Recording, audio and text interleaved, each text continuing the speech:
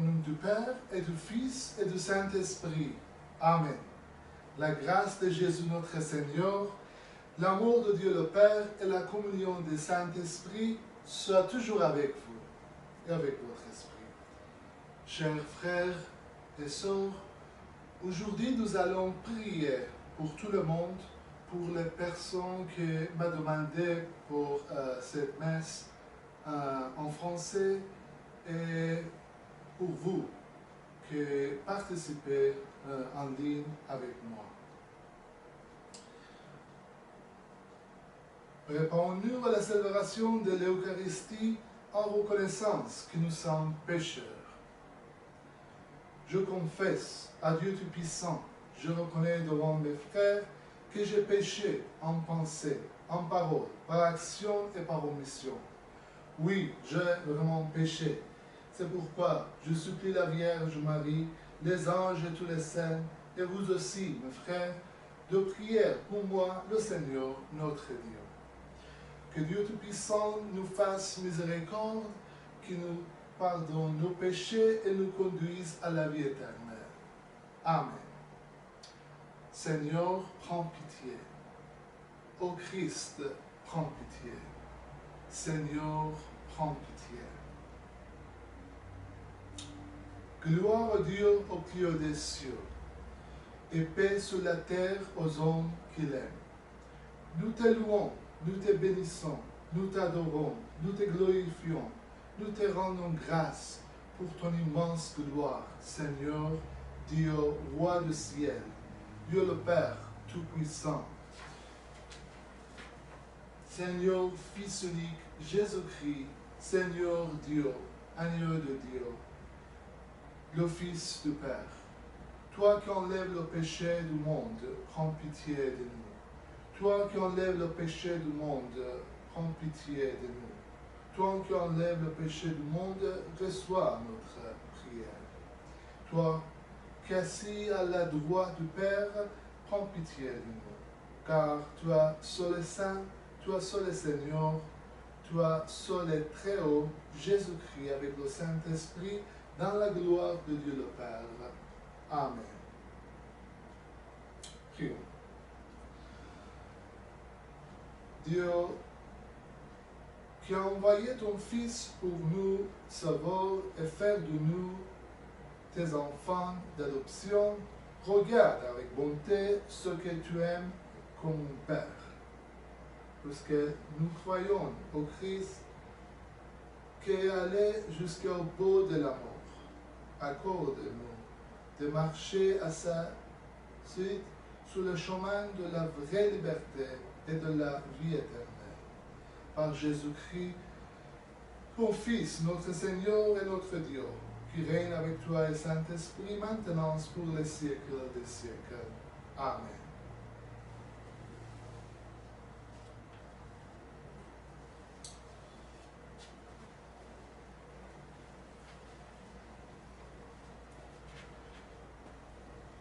Lecture de première lettre de Saint Paul, apôtre aux Corinthiens. Frères, les connaissances rendent orgueilleux, tandis que la mort fait ouvert constructive. Si quelqu'un pense être arrivé à connaître quelque chose, il ne connaît pas encore comme il faudrait. Mais si quelqu'un aime Dieu, celui-là est vraiment connu de lui. Quant à manger ces viandes offertes aux idoles, le pouvons-nous? Nous savons que dans le monde, une idole n'est rien de tout. Il n'y a de Dieu que le Dieu unique. Bien qu'il ait été fait au ciel et sur la terre, ce qu'on appelle des dieux. Il y a une quantité de dieux et de seigneurs. Pour nous, au contraire, il n'y a qu'un seul Dieu, le Père. De qui tout vient et vers qui nous allons, et un seul Seigneur, Jésus-Christ, par qui tout vient et par qui nous vivons. Mais tout le monde n'est pas cette connaissance. Certains habitent jusqu'ici aux idoles, croyant vénérer les idoles en mangeant de cette viande. et leur conscience, qui est faible, s'en trouve souillée. C'est un Dieu te voit, toi qui cette connaissance attablée dans ce temple d'un idole. Cet homme que la connaissance faible ne sera-t-il pas encouragé à manger de la viande offerte aux idoles? Et la connaissance que tu vas faire rire le faible, ses frères, pour qui le Christ est mort. Ainsi, en péchant contre vos frères et en blessant leur conscience qui est faible, vous péchez contre le Christ lui-même. C'est pourquoi, sur une question d'aliment, tu dois faire tomber mon frère, je ne mangerai plus jamais de viande pour ne pas faire tomber mon frère. Parole de Dieu. Rendons grâce à Dieu. Alléluia, Alléluia, Alléluia.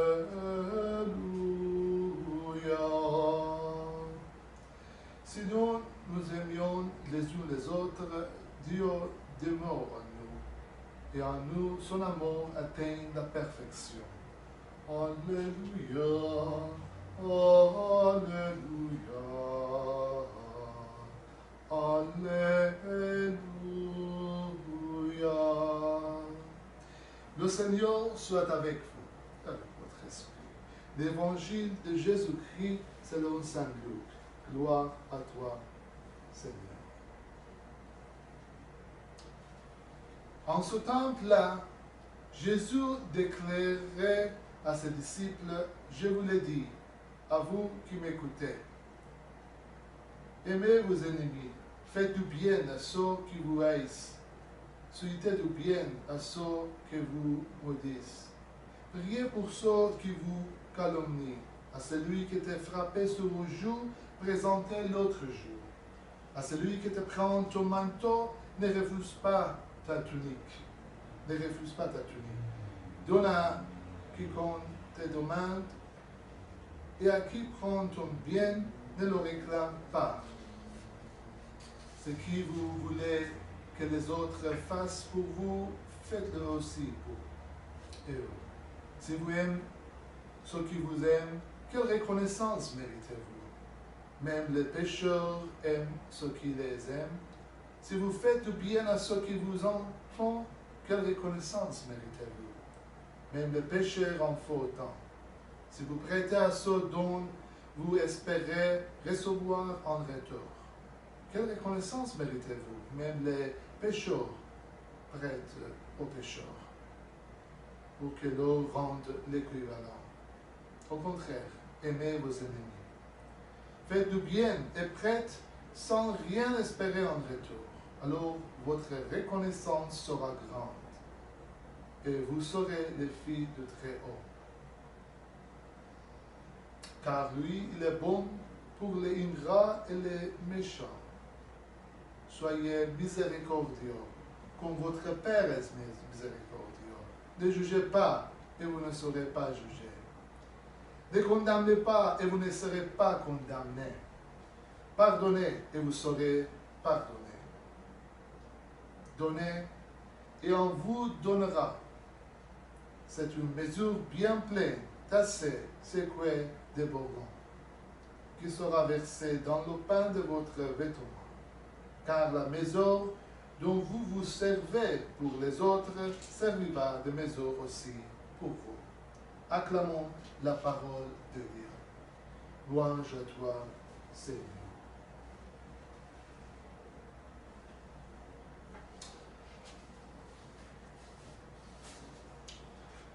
Mes frères et mes sœurs, je voudrais dire quelques paroles au regard de l'évangile d'aujourd'hui.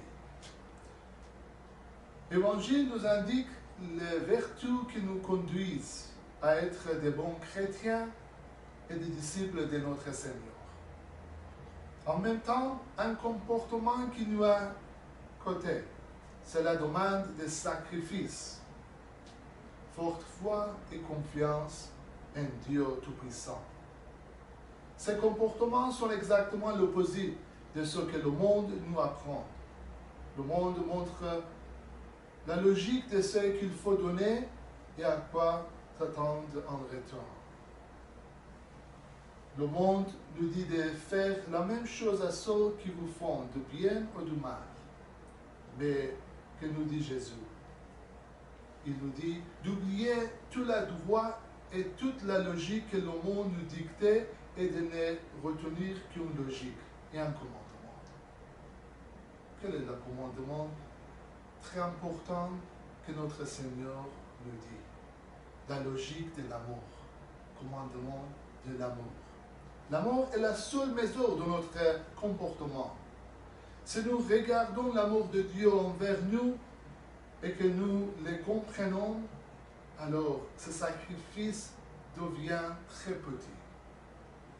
Il nous aime tellement qu'il a sacrifié son Fils pour nous sauveurs. Il nous dit, à celui qui t'a frappé sur un jour, présentez l'autre jour. Ça veut dire à quel point nous devons être patients et tout laisser au Dieu.